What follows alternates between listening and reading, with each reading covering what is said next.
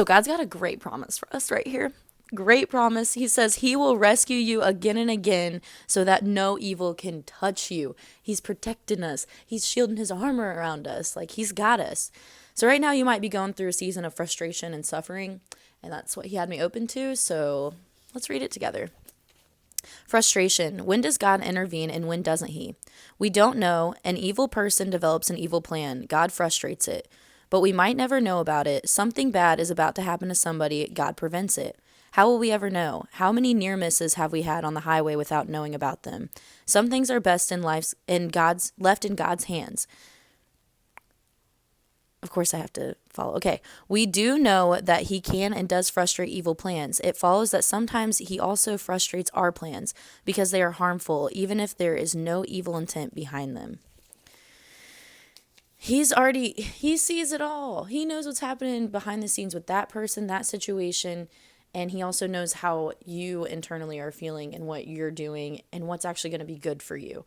So, what is it? The redirection is God's protection. It is every single time. And you might not be getting what you want, but you're going to get what you need. Okay. Now, God has us looking at suffering, which I know that in life we've all experienced some kind of suffering. And I have seen it very frequently in people's lives right now because I feel like we are in the season of growth and experiences and learning. And then the next season will be the rewards of from what we had to learn through the pain. So, like a disciplined child, we should accept God's chastening and ask him to bind our wounds and heal us. Can good come from suffering? Of course. We can develop character, we can become more sympathetic to others, we can be more equipped to counsel others in their suffering, and we can know what it's like to experience the wonderful balm of renewal and healing.